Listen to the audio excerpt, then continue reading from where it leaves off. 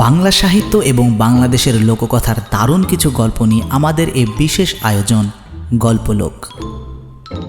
আজ আপনাদের জন্য রয়েছে মোহাম্মদ নাসির আলীর লেখা মজার একটি ছোট গল্প অলক্ষণে জুতো। এটি গল্পলোক গল্প পাঠের আসরের প্রথম নিবেদন। বিখ্যাত শিশু সাহিত্যিক মোহাম্মদ নাসির আলীর জন্ম 10 জানুয়ারি 1910 সালে বিক্রমপুরে। পড়াশোনা করেছেন তেলিরবাগ কালীমোহন দুর্গমোহন ইনস্টিটিউশনে। এন্ট্রান্স পাশ করেছেন 1926 সালে স্বর্ণপদক সহ। পরবর্তীতে পড়াশোনা ঢাকা বিশ্ববিদ্যালয়। চাকরি জীবনে তিনি অবিভক্ত ভারতের কলকাতার হাইকোর্টে কর্মরত ছিলেন। শিশু সাহিত্যের উপর প্রবর্তিত প্রায় সবগুলো পুরস্কারে তিনি ভূষিত হয়েছেন। এর মধ্যে ইউনেস্কো, বাংলা একাডেমি, জাতীয় গ্রন্থ কেন্দ্র, United bank, library of Congress যুক্তরাষ্ট্র, ইসলামী ফাউন্ডেশন বাংলাদেশ উল্লেখযোগ্য। তিনি 1975 সালে 30 জানুয়ারি মৃত্যুবরণ করেন। আমাদের আজকের গল্পটি নেওয়া হয়েছে বাংলাদেশ জাতীয় পাঠ্যক্রমের অন্তর্ভুক্ত 6ষ্ঠ শ্রেণীর বাংলা সহপাঠ বই থেকে। গল্পটি 6ষ্ঠ শ্রেণীর বই থেকে নেওয়া হলেও এর আনন্দ সকল শ্রেণীর জন্য কোনো অংশে কম লাগবে না। শুরু হচ্ছে মোহাম্মদ নাসির আলীর লেখা মজার ছোট গল্প অলক্ষণে জুতো।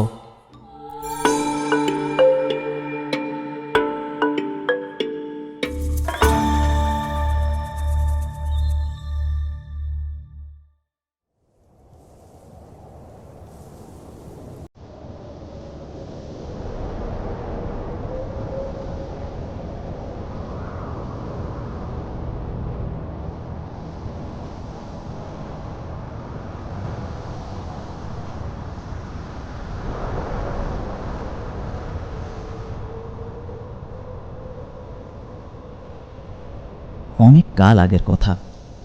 আবু আলী আম্বুরি নামে একজন ধনী লোক বসবাস করত বাগদাদ শহরে।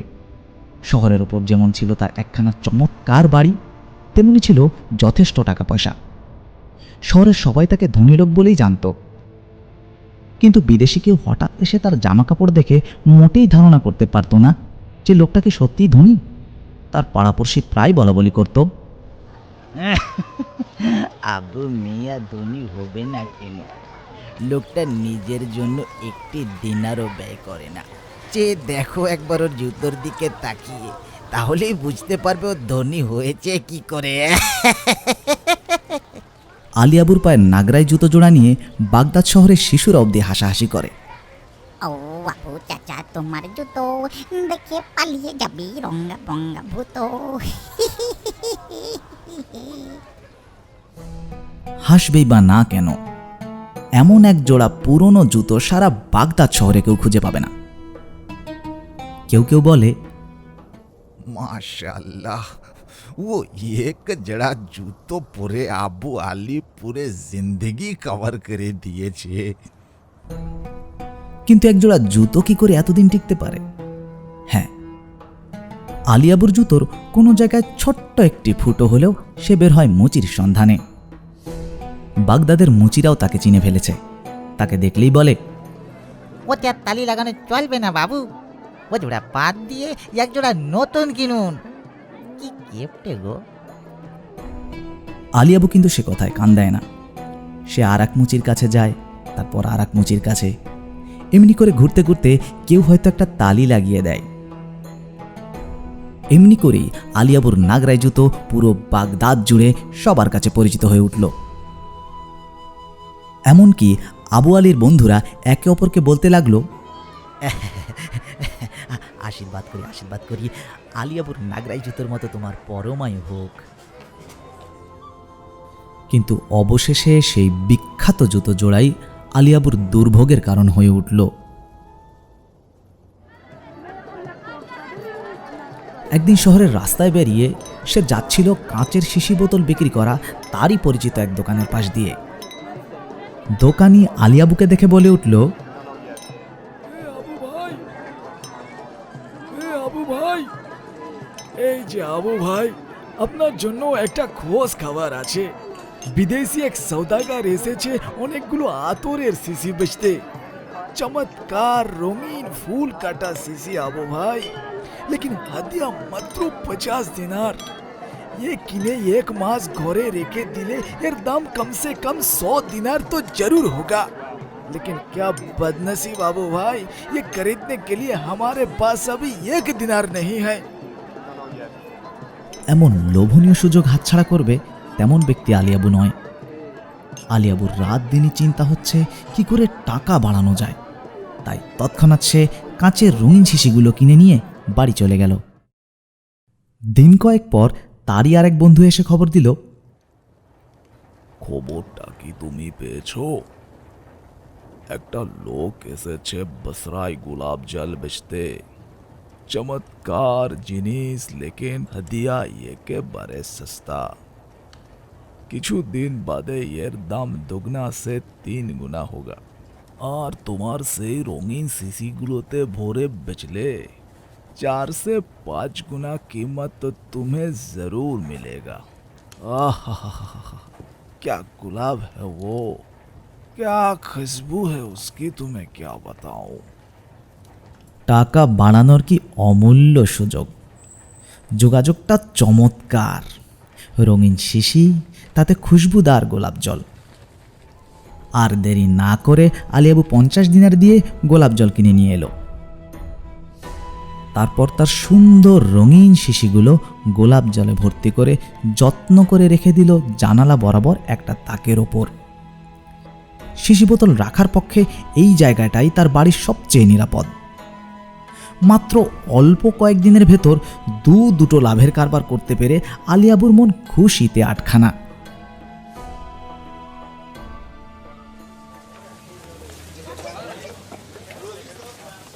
সেদিন দুপুরে সে শহরের হাম্মামে গিয়ে ঢুকলো গোসল করতে।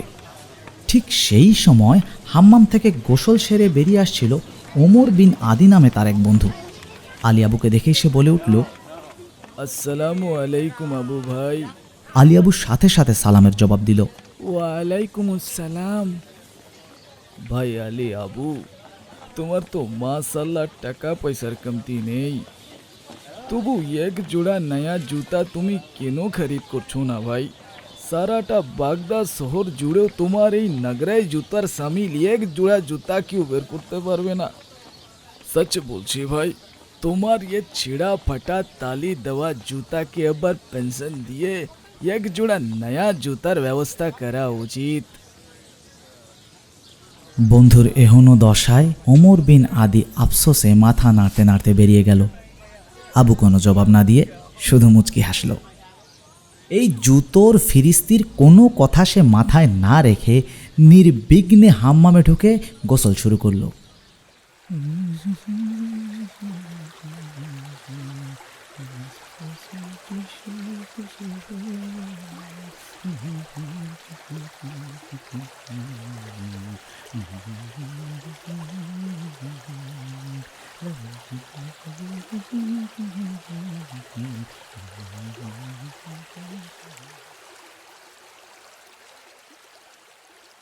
গোসল সেরে জামা কাপড় পরে আবু বাইরে এসে দেখল তার জুতো জোড়ার জায়গা মতো রাখা নেই। আসলে হাম্মাম থেকে বেরিয়ে আসা লোকেদের পায়ের ধাক্কায় ছিটকে জুতো দুখানা দূরে এক বেঞ্চির দুই পাশে পড়ে আছে। কিন্তু আবুর পুরনো জুতো যেখানে ছিল ঠিক সেইখানেই পড়ে আছে এক জোড়া দামি চকচকে নতুন জুতো। চমৎকার জুতো, দারুণ তার কারুকাজ এবং ঠিক তারই পায়ের মাপের। আবু তখন মনে মনে ভাবল এ তারই বন্ধু ওমরেরই কাজ। সেই এই নতুন জুতো জোড়া কিনে তাকে উপহার দিয়ে গেছে। এজন্যই বোধহয় ওমর মাথা নাড়ছিল। প্রাণ খুলে বন্ধুকে ধন্যবাদ জানিয়ে আবু নতুন জুতো জোড়া পায়ে দিয়ে বাড়ি চলে গেল। আসলে আবুর অনুমান মোটেও সত্য নয়। জুতো জোড়া ছিল শহরের কাজীর। আবুর মতো তিনিও জুতো ছেড়ে হাম্মামে ঢুকেছিলেন গোসল করার জন্য। বাইরে এসে কাপড় পাল্টাতে গিয়ে তিনি দেখেন জুতো সেখানে নেই। দেখেই তো তিনি চিৎকার করে উঠলেন, আরে আমার জুতো কোথায় গেল? কোন গামবক্স আমার জুতো নিয়েছে রে? শহরের কাজের জুতো নিখোঁজ। শোনা মাত্রই খোঁজ খোঁজ সাড়া পড়ে গেল সর্বত্র। তক্ষণি সময় থাকতে বলো, নয়তো তোররা মেরে পিঠের ছাল এমন ভাবে তুলে নেব যে সারা জীবন জুতো দেখে ভয় পাও। কে আমার জুতো নিয়েছে? এ কোণে ও কোণে এদিকে ওদিকে চারিদিকে খুঁজতে খুঁজতে অবশেষে পাওয়া গেল আলী আবুর রং বেরঙের হাজার তালিওয়ালা সেই নাগরাই জোড়া। আরে ওখানেও কার জুতো পড়ে আছে, এদিকে এদিকে নিয়ে এসো তো। সে জুতো চিনতে কারোই বাকি রইল না। তালিওয়ালা সেই নাগরাই বাগদাদ শহরে কে না চেনে। আর কোথায় পালাবে? কাজী সাহেবের আর বুঝতে বাকি রইল না তার শখের জুতো জোড়া কে চুরি করেছে। এই জোড়া ফাটা তালি দেওয়া জুতো একমাত্র আবু আলী আম্বুরি ছাড়া কারো নয়। এ কমবক্ত আবু আলী আমার জুতো নিয়েছে, আমার নতুন জুতো নিয়েছে, পালিয়েছে। হাতে নাতে এভাবে না ধরলে কে জানতো যে বেটা জুতো চোর। জাহিলটাকে ধরে এনে আজ আচ্ছা মতো সাজা দিব। কাজী পরিপূর্ণ নিশ্চিত হতে সেই নাগরাই সমেত পাইক পেয়াদা দিয়ে পাঠালেন আবু আলীর বাড়িতে। তারা গিয়ে দেখলেন সত্যি সত্যি আবু আলী কাজীর সেই নতুন জুতো পাই দিয়ে বড় শানে আছে। আর কোথায় যায়? কাজীর লোক তাকে জবরদস্তি ধরে টেনে হিঁচড়ে হাজির করলো কাজীর দরবারে। कसके पकड़ो कहीं भाग ना जाए कमबख्त। तुम उधर से पकड़ो, तुम उधर से पकड़ो, हम इधर से पकड़ो। আরে আরে আমার সাথে হচ্ছেটা কি ভাই, আমি তো বুঝতে পারছি না। আরে আমার আমার কথা তো শুনো ভাই। আরে আস্তে আস্তে ধরো, আর এত জোরে তো ধরার, আমি তো যাচ্ছি না কোথাও। দুষ জুতা সমেত হাতে নাতে ধরে নিয়ে এসেছি হুজুর। সে আপনার নতুন জুতা পাই দিয়ে কি সানে ঘুরছিল। কাজী বেজায় চটে গিয়ে সাথে সাথে আদেশ দিলেন, এই কে কোথায় আছো, চাবুক নিয়ে এসো। এক্ষুনি ওর পিঠে 10 দুর্রা চাবুক মারো, मेरे टेने हिचड़े कौदखाना নিয়ে যাও। 1000 रुपया जुर्माना भरेगा तभी जमानत। শহরের কাজীর জুতো চুরি করেছে সে, তার জামানত এত সহজ নয়। ব্যাপারটা নিছকই ভুল বশত হয়ে গিয়েছে। কাজীকে আবু তা বারবার বোঝানোর চেষ্টা করল, কিন্তু কে শোনে কার কথা। শেষমেশ 1000 দিনার জরিমানা দিয়েই আবু সে যাত্রায় রক্ষা পেল। বাড়ি ফিরে আসতে আসতে সে ভাবল, আজ এই জুতোর কারণে এত বেইজ্জতি হলো আমার, এতটা হয়রানি হতে হলো। এই জুতোর মুখ আমি আর দেখব না। তাই আজ বাড়ি গিয়েই এ দুটোকে চিরতরে শেষ করার সিদ্ধান্ত নিল সে। বাড়ি ফিরে এসেই আবু নাগরাই জোড়াকে বগল দাবা করে চলে এলো নদীর তীরে। খানিকটা দূরে এগিয়েই নদীর কুল। আবু আলী হেঁটে হেঁটে সেই নদীর কুলের ঠিক মাঝখানে গিয়ে দাঁড়ালো। তারপর এক এক করে 2 পাটি জুতোই ফেলে দিল নদীর মাঝখানে।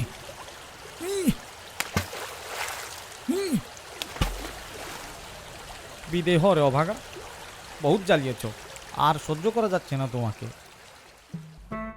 কিন্তু সেদিন বিকেলে ঘটল আরেক কাণ্ড। এক জেলে এসে নদীতে জাল ফেলতেই মাছের পরিবর্তে সশরীরে উঠে এলো আলী আবুর সেই নাগরাই জোড়া। হরেক রকম চামড়ার তালি লাগানো জুতো চিনতে জেলের মোটেও দেরি হলো না।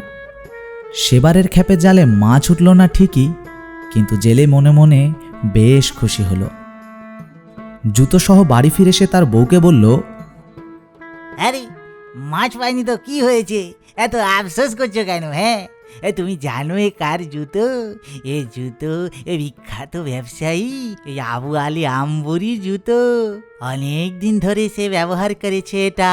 হ্যাঁ, যদি এই জুতো জোড়া ফেরত দেই তাহলে কমসে কম 2 দিনার তো জরুর বকশিস দিবে, আর তাতে আমার 2 দিনের খরচা উঠে আসবে। কিন্তু দুঃখের বিষয় হলো, জেলে যখন আলী আবুর বাড়িতে জুতো নিয়ে হাজির হলো তখন বাড়িতে কেউ ছিল না। ঘরের সবগুলো দরজা বন্ধ, শুধু একটা জানালা খোলা ছিল, তাও ছিল অনেক উঁচুতে। জেলে মনে করলো, কি মুশকিলে পড়া গেল, বাড়িতে কেউ নাই, এই নিয়ে কি আর ফের তকলিফ করা চলে? আর ये ছেঁড়া ফাটা জুতো কতদিন হাতে নিয়ে ঘুরে বেড়ানো যায়? এর চেয়ে বরং এক কাজ করি, জুতো জোড়া ওই উপরের জানলা দিয়ে ভেতরে ছুঁড়ে দেই। বেচারা বাড়ি এসে নিজের জুতো পেয়ে খুশি হয়ে যাবে, আর পরে না হয় আমি আমার বকশিস চেয়ে নিব যেটা আমি পেয়েছিলাম। ছুঁড়ে মারি। হ্যাঁ, এই বলে জানালা দিয়ে সেই জুতো দুখানা ছুঁড়ে মারতেই সেগুলো গিয়ে পড়ল ঠিক গোলাপ জল রাখা কাচের শিশিগুলোর উপর।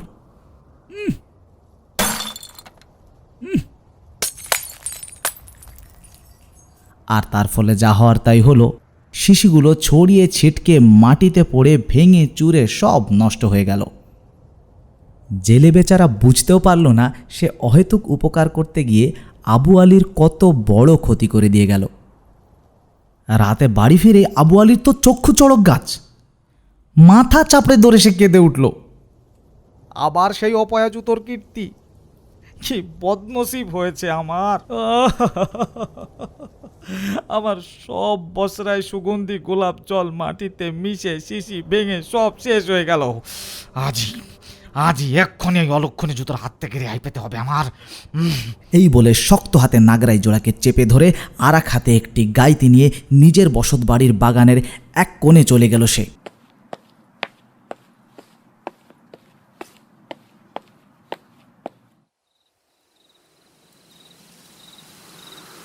সন্ধ্যার পরপরই রাতের প্রথম অন্ধকার।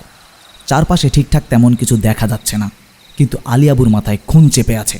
আজ এই জুতো জোড়াকে সে জ্যান্ত কবর দিয়ে ছাড়বে। তাই অন্ধকারের ভেতরই দেয়ালের এক কোণে সে গর্ত করতে শুরু করলো।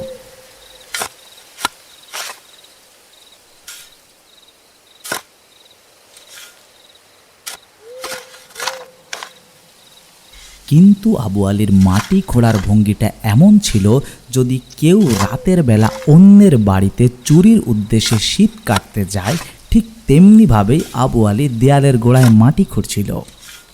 দেয়ালের ওপাশেই ছিল তার প্রতিবেশীর বাড়ি। শব্দ শুনে প্রতিবেশী স্বভাবতই দেয়ালের পাশে কারো শীত কাটার সন্দেহ পোষণ করল। সে বেরিয়ে এসেই চিৎকার করে বলল, আরে কে ওখানে? আরে কে মাটি ঘুরছে দেওয়ালের পাশে? এ কি শীত কাটছে নাকি? আরে আরে ধরো, কে কে ধরো ধরো। কে কে কে ওখানে? আরে আরে এ তো আবু আলী।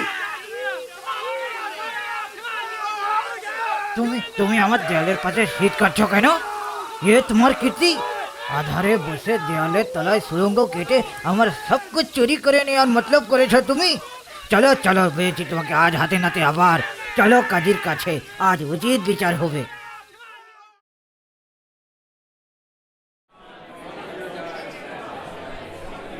এবার কাজী তাকে দেখেই বলে উঠল, अरे बुड़बक, तुमने फिर से चोरी किए? কিছু দিন আগেই তো তুমি জুতো চুরির জুরমানা দিয়েছো, তাতেও তোমার শরম হয়নি? এবার বুঝি বড় সড়ো একটা দাও মারার ফন্দি তুমি এঁটেছিলে? লা হাওলা ওয়ালা কুওয়াতা। আরে হুজুর শুনুন, ব্যাপারটা অমন নয় হুজুর। আরে যেমনটা না, না, দেখছেন না, সেরকম। আমি কিছু শুনতে চাই না, কিছু আরে শুনতে চাই আমি না। আরে আমার একটু কথা তো শুন। আরে হুজুর আমি কিছু কোনো বলতে চাই। সাফাই হবে না, হাতে নাতে হুজুর ধরা দেখুন, পড়েছো। আমি কিছু ব্যাপারটা ওরকম আমার কাছে কোনো সুপারিশ চলবে না, কোনো আরে কথা হুজুর, চলবে আচ্ছা, না। জিনিসটাই তো উল্টো যাচ্ছে হুজুর।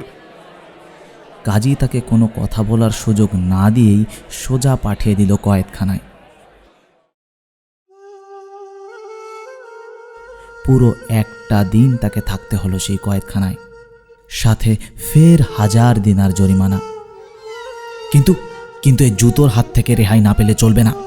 এই অলক্ষণে জুতোকে যে কোনো মূল্যে বাড়ি থেকে বের করতে হবে। অনেক ভেবে চিন্তে সে এবার একটি বুদ্ধি বার করল। জুতো জোড়া ফেলে এলো নর্দমায়। বাড়িতে ফিরে শুয়ে শুয়ে সে ভাবতে লাগলো, এতদিনে সত্যি রেহাই পেলাম। নর্দমায় তো কেউ আর জাল ফেলতে আসবে না।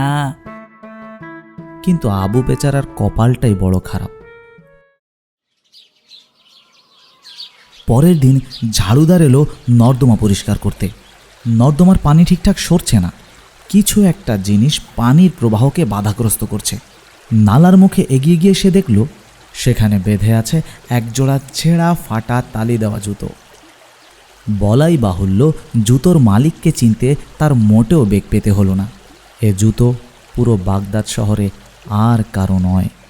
এর পরিচয় জনে জনে লোকে লোকে জানে। বিখ্যাত ধনাঢ্য ব্যবসায়ী আবু আলী আম্বুরির জুতো। নিজের দায়িত্ববোধ ও জুতোর প্রতি অকৃত্রিম ভালোবাসার 1000 রকমের তালি দেখে ঝাড়ুদার জুতো জোড়া সযত্নে আবু আলী আম্বুরির বাড়ির সদর দরজায় এসে রেখে গেল।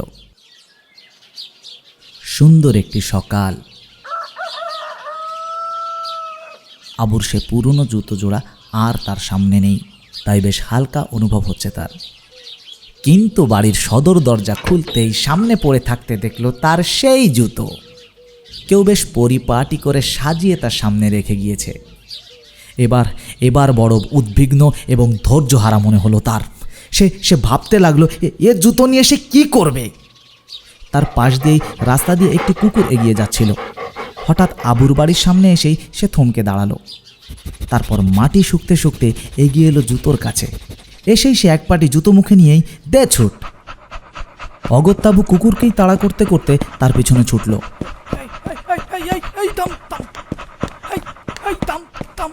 সামনে পড়ল একটি দেয়াল।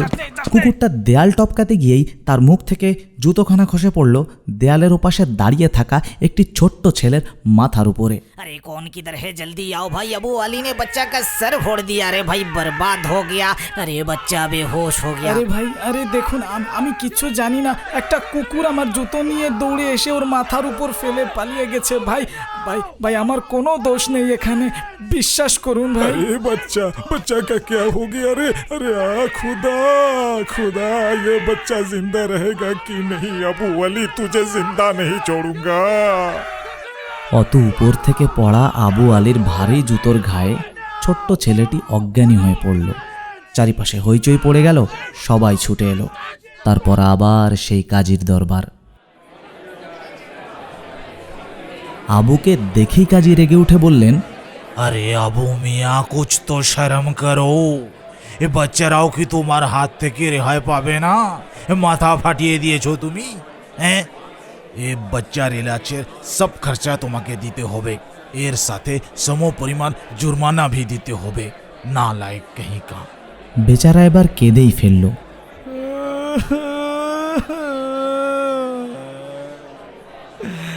বরবাদ হয়ে যাচ্ছি এই জুতো দিয়ে, আর আমি পারছি না। দুবার জরিমানা আর শিশির কারবারের এত বড় লোকসান দিয়ে আবুর হাতে আর নগদ কোনো দিনারই ছিল না। তাই তার এবারের ধকল সামলাতে বন্ধুদের কাছে হাত পাততে হলো, যা ছিল তার কাছে অত্যন্ত লজ্জাজনক। এ ঘটনার দিন দুই পরে আবু এসে হাজির হলো কাজীর দরবারে। সাথে তার ছেঁড়া ফাটা তালি দেওয়া সেই নাগরাই জোড়া। কাজী তো তাকে দেখেই অবাক। কি ব্যাপার, চোরি ডাকাতি করে এসে আগাম জুর্মানা দিতে এসেছো নাকি? সে কথায় কান্না দিয়ে আলিয়াবু তার ছেঁড়া ফাটা নাগরাই জোড়া কাজীর সামনে রাখল। অনেক হয়েছে, এবার আমার ফরিয়াদ রাখতে হবে হুজুর। এই জুতো জোড়ার জন্য আমার জীবন ধ্বংস হয়ে তছ নছ হয়ে যাচ্ছে হুজুর। পুরো বাগদাদ শহর জুড়ে এই জুতো জোড়া আমার মান সম্মান সব ধুলোর সাথে মিশিয়ে দিয়েছে হুজুর। আমার সব ফরিয়াদ এই জুতো জোড়ার বিরুদ্ধে হুজুর।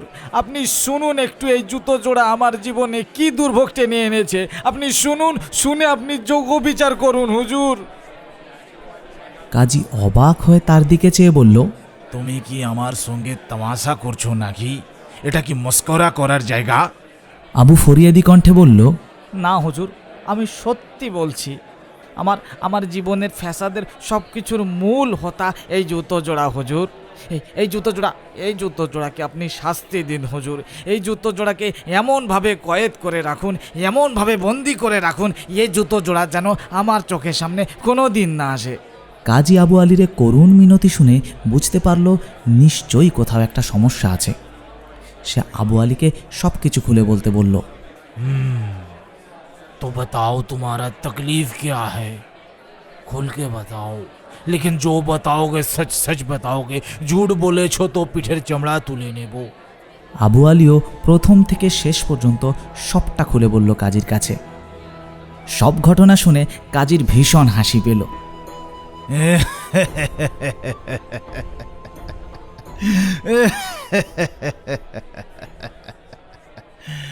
সত্যি এই জুতো জোড়ার বদৌলতে তুমি অনেক কষ্ট ভোগ করেছো, আমি দেখতে পাচ্ছি। বহুত পেরেশানি হয়েছে তোমার। যাও, তোমার সকল জুর্মানা আমি ফেরত দেওয়ার হুকুম দিচ্ছি, আর এই জুতো জোড়া তোমাকে আর দেখতে হবে না। নায়েব। জি হুজুর। এই জুতো জোড়া এখান থেকে নিয়ে যাও, আর আবু আলীর যত জুর্মানা জমা আছে সব ফেরত দিয়ে দাও। কাজী সত্যিই অনেক দয়ালু ছিলেন। আবু আলীর জরিমানার 2000 দিনার তিনি তখনই ফেরত দিয়ে দেন। সে অলক্ষণে জুতো জোড়ার ভাগ্যে কি ঘটেছিল তা কেউ বলতে পারে না, তবে সে জুতো জোড়া আবু আলীর পায়ে আর কখনো দেখা যায়নি।